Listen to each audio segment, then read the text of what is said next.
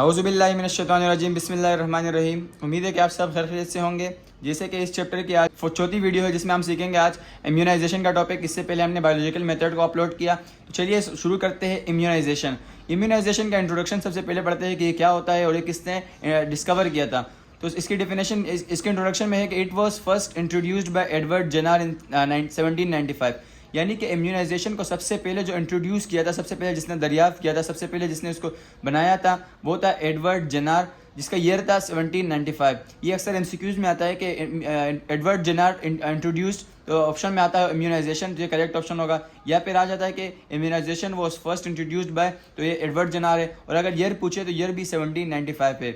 इसके बाद आ जाता है इम्यूनाइजेशन के अंदर ही वैक्सीन का टॉपिक आ जाता है, क्योंकि वैक्सीन के जरिए ही इम्यूनाइजेशन होती है। तो सबसे पहले डेफिनेशन पढ़ते हैं वैक्सीन की।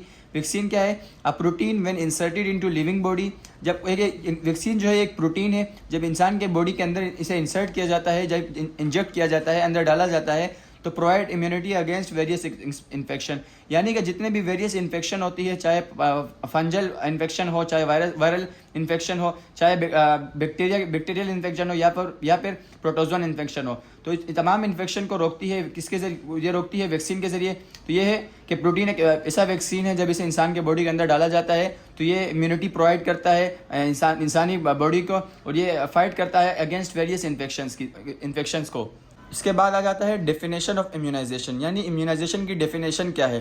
तो a process in which vaccine is introduced into living body to provide immunity. यानी इम्यूनाइजेशन एक ऐसा प्रोसेस है, एक ऐसा अमल है जिसके ज़रिए वैक्सीन को इंसानी बॉडी के अंदर इंसर्ट किया जाता है ताकि इम्यूनिटी प्रोवाइड हो। यानी वैक्सीन और इम्यूनाइजेशन की डेफिनेशन तकरीबन सेम ही है। इसके अलावा जो इम्यूनाइजेशन का टॉपिक है, ये biology is important for welfare of Mankind, इसके जरिए इसके अंदर भी ये आ सकता है। इसके बाद डेफिनेशन ऑफ इम्यूनाइजेशन के बाद आ जाता है इसकी इंपॉर्टेंस, यानी इसकी खसूसियात क्या है। तो सबसे पहले खसूसियत इसकी बात करें तो it helps in preventing viral infections like covid, hepatitis and etcetera.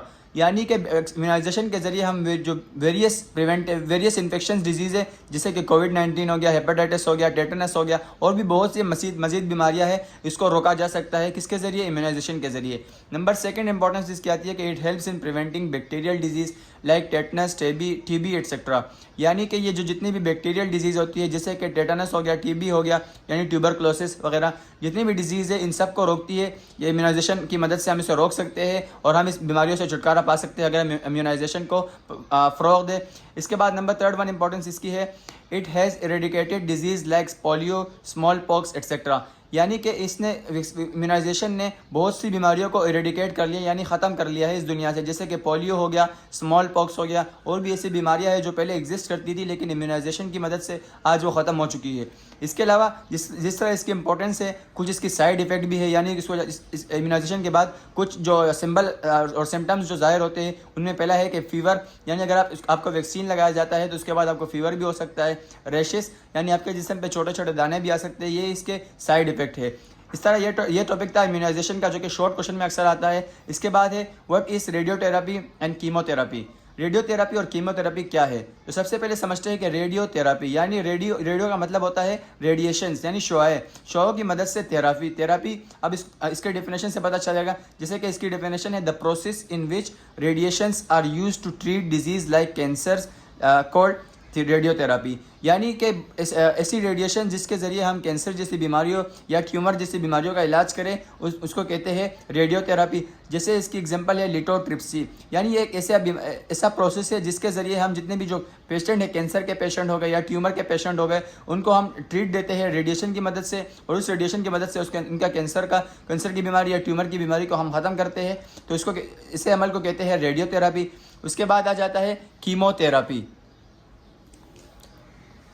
Chemotherapy, तो इसका यहाँ पर जैसे कि रेडियो था तो रेडियो का मतलब रेडिएशन था। इसके अलावा यहाँ पे कीमो है तो कीमो का मतलब होता है केमिकल के ज़रिए, यानी सर्टेन केमिकल को यूज़ किया जाता है मुख्तलिफ बीमारियों के लिए। जैसे कि ये दोनों प्रोसेस जो है तकरीबन कैंसर और ट्यूमर के लिए ही है। इसके बाद इसकी डेफिनेशन है the process in which chemicals are use to treat diseases like cancer is called chemotherapy.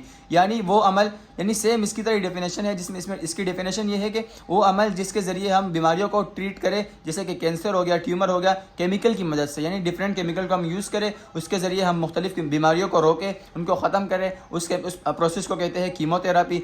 जैसे इसकी एग्जांपल है एजिथोप्राइन। एजिथोप्राइन एक केमिकल है जो कि कैंसर के जो पेशेंट है उनको दिया जाता है ताकि उनके जो कैंसर के जितने भी सिम्टम्स वगैरह है या जितने भी इन्फेक्शन है उनको रोके। इसको कहते हैं कीमोथेरापी। इसके बाद नेक्स्ट टॉपिक है व्हाट इज़ एंटीबायोटिक्स, और ये बहुत ही इंपॉर्टेंट शॉर्ट क्वेश्चन है, आप इसकी तैयारी करें। चलिए पहले इसको समझते हैं। सबसे पहले इसकी डिस्कवरी पर चलते हैं कि एंटीबायोटिक को किसने डिस्कवर किया। सबसे पहले इसके नाम पर थोड़ा गौर करते हैं, जैसे कि एंटीबायोटिक्स। एंटी का मतलब होता है अगेंस्ट, यानी खिलाफ। बायोटिक्स का मतलब, बायो का मतलब लाइफ होता है और टिक्स का मतलब स्मॉल होता है, यानी जितने भी स्मॉल ऑर्गेनिज्म है उनके खिलाफ बनने वाली दवा को कहते हैं एंटीबायोटिक्स। जब इसकी डिस्कवरी है, it was first discovered by 3 scientist, namely Fleming, Florey and Chain. यानी सबसे पहले एंटीबायोटिक को 3 साइंसदान जो थे उन्होंने डिस्कवर किया, जिसमें पहला नाम आता है फ्लेमिंग का, सेकंड वन है Florey and third one is Chain. यानी एमसीक्यूज में भी पूछा जा सकता है कि हु डिस्कवर्ड द एंटीबायोटिक, तो ऑप्शन में आएगा फ्लेमिंग, फ्लोरे एंड चेन, तो ये करेक्ट ऑप्शन होंगे। उसके बाद सेकंड वन इसकी ओरिजिन, यानी कहाँ से इसकी तहलीक हुई, किस चीज़ से पहले इसको बनाया गया। तो सबसे पहले इसकी डेफिनेशन है कि the first antibiotic was derived from a fungus name Penicillium notatum. यानी जो पहली एंटीबायोटिक बनाई गई थी वो एक फंगस से, यानी एक फंजाई थी, उससे डिस्कवर की गई थी जिसका नाम था पेनिसिलियम नोटेटम, और इसलिए जो पहली एंटीबायोटिक है इसका नाम है पेनिसिलिन। यानी पहली जो एंटीबायोटिक है इसका नाम है पेनिसिलिन। उसके बाद नंबर सेकंड, इसके बाद आ जाता है डेफिनेशन ऑफ एंटीबायोटिक। तो a drug used to kill micro organism called antibiotic, यानी वो ड्रग्स, वो केमिकल जिसके ज़रिए हम माइक्रो ऑर्गेनिज्म जैसे कि bacteria, virus, Panjai and many more, जिसको हम ख़त्म करें, किल करें, उसे कहते हैं एंटीबायोटिक्स। इसके बाद इसकी इंपॉर्टेंस आती है कि एंटीबायोटिक की क्या खसूसियात है। तो इसकी इंपॉर्टेंस है antibiotic has help doctor in treating disease as like as, यानी एंटीबायोटिक के ज़रिए जो डॉक्टर है उनको बहुत ज़्यादा हेल्प मिली है ताकि वो मुख्तलिफ बीमारियों को ट्रीट करे, जैसे कि टीबी है, टेटनस है, फूड पॉइजनिंग है, सोर थ्रोट है, नमोनिया है। टीबी जो कि ट्यूबरक्लोसिस है, टेटनस जो है वो भी एक बीमारी है जो अक्सर गिरने वगैरह से, जो रोड पर फिसलने से भी हो सकती है। उसके बाद फूड पॉइजनिंग, यानी पेट में जो गड़बड़ होती है उसे फूड पॉइजनिंग कहता है। और उसके बाद सोर थ्रोट का मतलब है कि जो गला ख़राब हो जाता है उसे कहते हैं, और नमूनिया ये भी एक बीमारी है। इस तरह ये तमाम बीमारियों को ख़त्म करने के लिए एंटीबायोटिक को इस्तेमाल किया जाता है।